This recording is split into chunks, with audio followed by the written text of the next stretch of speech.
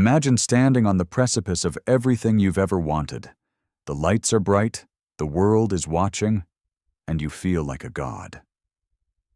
But deep down in that quiet place, where you don't even let yourself look, you know the truth. You haven't done the work. You've been playing success instead of building it. Most people spend their lives waiting for a spark, that elusive surge of motivation that never seems to stay. If you're tired of the hustle culture lies and ready to learn the brutal Redwood strength truth about mastery, hit that subscribe button right now and turn on the notification bell. We don't deal in motivation porn here. We build architects of discipline. Your future self will thank you for joining this community. Now let's look at the man who had it all and lost it in front of the entire world. The air inside the sleek, glass-walled auditorium in downtown San Francisco was thick with the scent of expensive dark roast espresso and the electric hum of disruption. At 24, Leo Vance was the shimmering golden boy of the hustle generation. Standing backstage in a minimalist designer hoodie that cost more than a month's rent for his lead developer, he checked his reflection. He wasn't just there to demo an app. He was there to be worshipped as the next visionary. His creation Aura was marketed as a revolutionary AI-driven productivity ecosystem. On the back of a flashy pitch deck, a charismatic smile, and a series of viral, aesthetic office tours, Leo had secured $100,000 in seed funding before a single line of stable back-end code was even written. Leo truly believed he was a genius.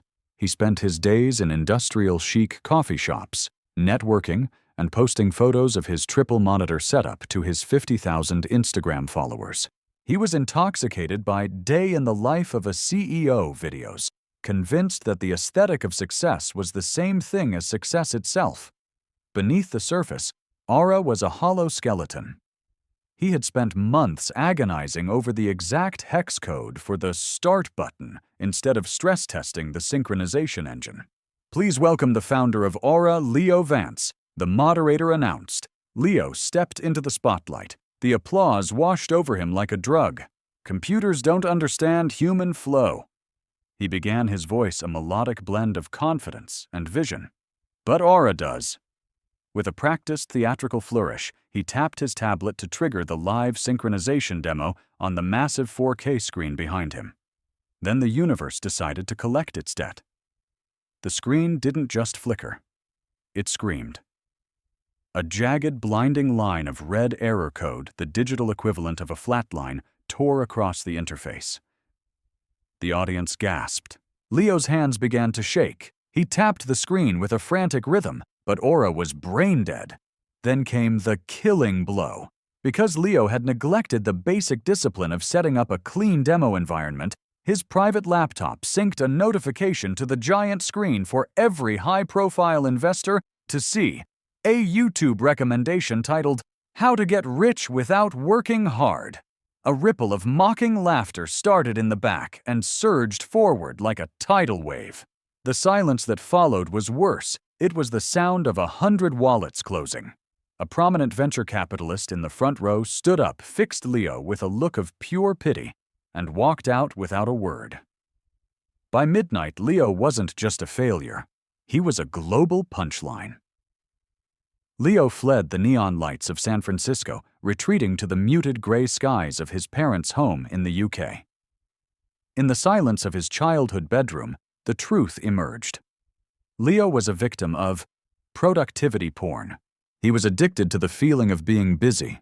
He could spend 4 hours curating the perfect lo-fi beats playlist, or a whole day color-coding his Notion dashboard, convincing himself that organization was the same as execution. He was a motivation junkie. He needed a high-energy podcast just to open his laptop. When the dopamine of the new idea faded, so did his resolve.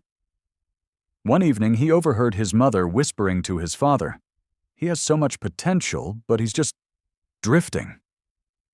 That hurt more than the vitriolic Twitter comments. He realized that motivation is a fair-weather friend. It's there when the sun is shining, but it leaves you shivering the moment the wind turns cold. To build something that lasted, he didn't need more inspiration. He needed steel-cold discipline. Desperate Leo went for a walk with his sister Sarah, a trauma surgeon through an ancient forest. "I just don't have the willpower or bra," Leo confessed. Sarah stopped at the base of a massive redwood. "Do you think this tree waited for a good mood to grow?" she asked. "Success in your world is a flashbang bright and gone, but a life is built like a redwood. This is the Redwood Philosophy growth that is invisible to the naked eye, occurring in the dark through winter and storm until it becomes impossible to break." She introduced him to the micro-contract. "Stop making grand promises to the world," she warned. "Start making tiny legal contracts with yourself. If you break a contract with yourself, you pay with your soul. Master the small flame, Leo, or the big fire will burn you alive." Leo moved to a small cottage to begin a 21-day challenge. He identified his true enemy, the internal saboteur. It's that smooth voice that whispers, "You've worked enough for today, check the news." The first week, it was physical agony. His fingers actually twitched from digital withdrawal. But he remembered Sarah's rule. The work begins only when the desire to do it ends. Day 12. Leo slept past his alarm. Instead of spiraling into shame, he used the never miss twice rule. He sat down at 9 a.m. and started. Discipline, he realized, isn't about being perfect. It's about the speed of your recovery. The final week. The fog lifted. Without constant dopamine spikes, his brain found pleasure in the friction of difficult tasks.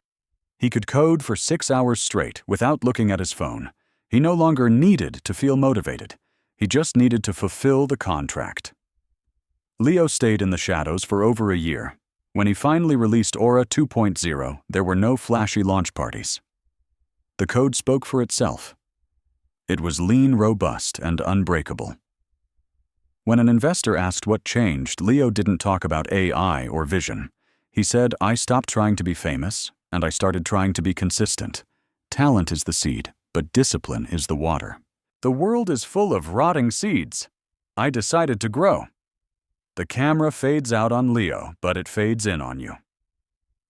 You see, Leo's story isn't just about a failed app in California. It is the story of every person who has ever looked at their potential and felt it slipping through their fingers.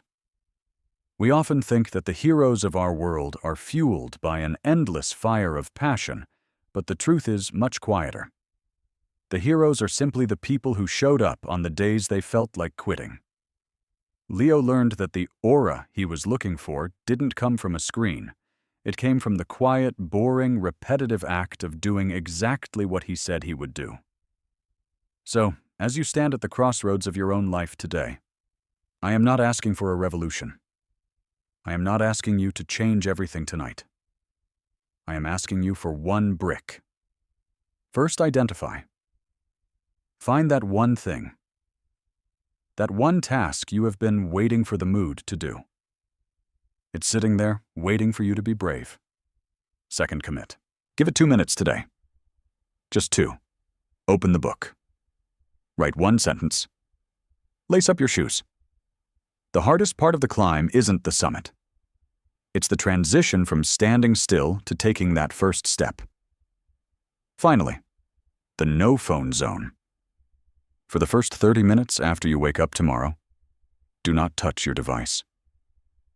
Breathe the air of the real world. Reclaim your mind before the world steals it. The pain of discipline weighs ounces. The pain of regret weighs tons. The clock is ticking, and tomorrow is a graveyard of unfulfilled dreams. Leo Vance chose to stop drifting. He chose to become a redwood. What will you choose? Start small. But for heaven's sake, start now.